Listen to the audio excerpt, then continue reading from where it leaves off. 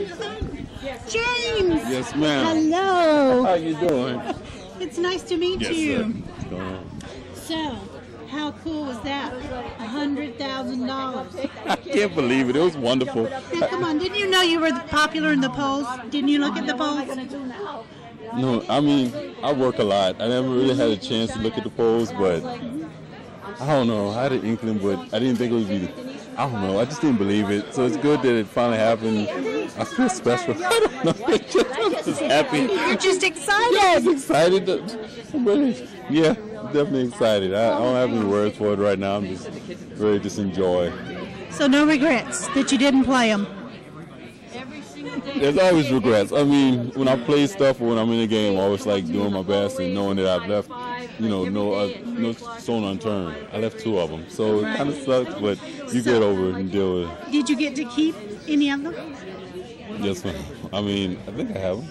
You have I don't know. They might give it to me souvenirs? later. Souvenirs, definite souvenirs. Okay. Be on the wall. So we had a question about, did you hide one of them up in the shelter of the roof? Up in the roof? No, ma'am. That wasn't. So that wasn't a real the one. ones that PG and Eric found, that wasn't the real ones? You never hid them in the shelter? That was John Robert thinking he found That was the American immunity idol. That was the American. That was that other one. But no, that was the one John Robert hid up in there because he was looking for. You see, you answered something for us. We've been wondering the whole season. Yes, sir. Now, one of our listeners for our podcast is from Louisiana, and he wanted to know, do you know Boo? You're both from Lafayette. Yeah, I played football. Well, Boo played football a year before I did at UL. So when I got there, I just got to know him. Just by being around, we played football together and just knowing the same people. Somebody said he was here tonight. Yeah, he's here tonight. He's one of the reasons that I'm here. It was like a big guy thing, guys just talking, and he said, I'll tell him how good, I'll probably do better than he would on Survivor. It's like, oh, you sure about that? I was like, yeah, you do it, I'll do it. If you hook it up, I'll do it. And he did. And, he won. And he reminds me about that every 5 minutes. So it was a competition between you and Boo, huh? Who could go the furthest? It was one of those guy things that blew out of proportion, but hey, I'm enjoying it. I have fun with it, and thank you, Boo. We so enjoyed watching you this season. How did it make you feel that a lot of the other castaways were frightened? If you went back, if you had played your idol, Amanda was afraid she was going to get hurt. What do you think you would have done? Yeah, I don't think I would have been all that happy, but it's part of the game. I mean, they had to play their strategy. I would have understood. I definitely would have messed with them and scared them, and they wouldn't have slept that night. But yeah, they would have been a little nervous for a while. But I would have understood. I understood what happened. It's part of the game. We couldn't believe it. We were sitting there in front of the set going, "Play it, James. Play it, James. James, play it." Yes, I'm the dumbest survivor ever. And people remind me about that everywhere I go. Yes, you're going to live in Survivor history from now on, right? From now on. Which, hey, at least I made something in the history books, I guess. What was it Jeff said, the biggest blunder in the history of Survivor? Yes, the biggest blunder. He was really being politically correct. He liked saying the dumbest survivor ever. I'm glad he said blunder and whatever. Maybe. Thanks, Jeff. Yeah, thank you, Jeff. Thanks for pointing that out again. So I'm gonna hear it, and I've been hearing it, but it was fun. I had a great time. So what did you do the 9 days after you got voted off?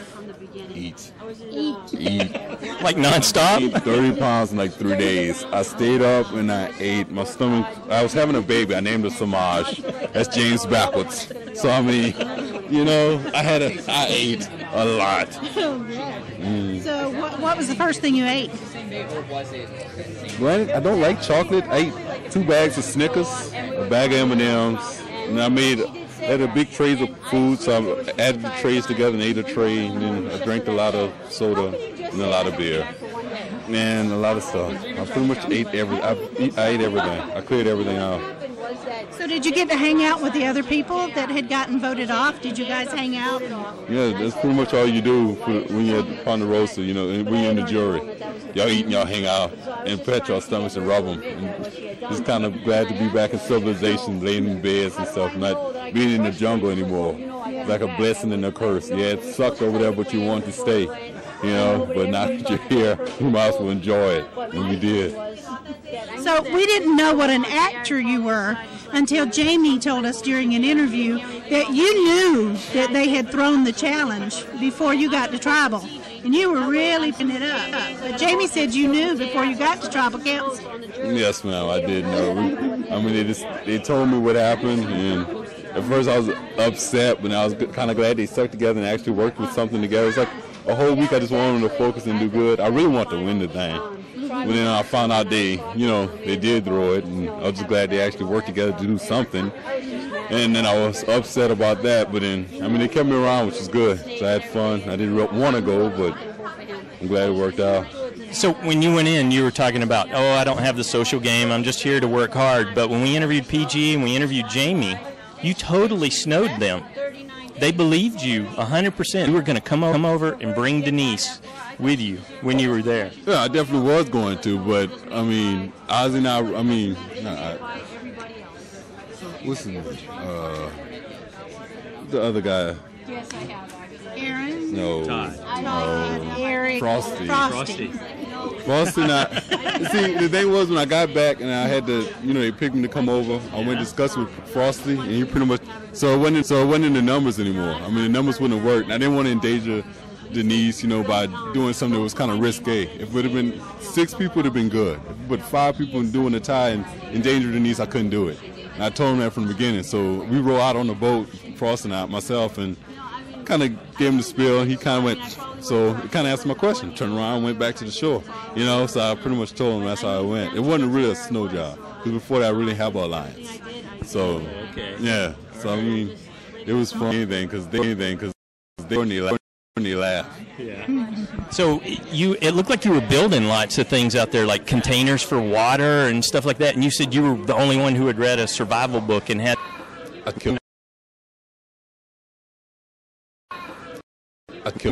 my thing, but that was one of my things in the show. It was like a few other things. What about the bamboo arts? You were working the bamboo pretty good there, making containers. We saw you and JR pouring water in somehow. Bamboo for the water. Instead of the coolers, they have reserves. I would have bamboo storing the fresh water. I made bamboo cups, bamboo bowls, chopsticks. What else? A fork. Yeah. A bunch of stuff. Awesome. I was bambooed out. I learned a lot. Once again, my friends hooked me up right before I left, and this is how you learn. Because I didn't tell them what I was doing. I just told them I'm going to the country. I need help. Yeah. I'm really not an outdoors guy, and they definitely helped me out. Yeah. Good deal. Yes, sir. All right. Thanks, James. You played a wonderful season, and we totally enjoyed watching you. Yes, sir. Thanks a lot. Thank you. We did. Thank you so much. Okay, that was James.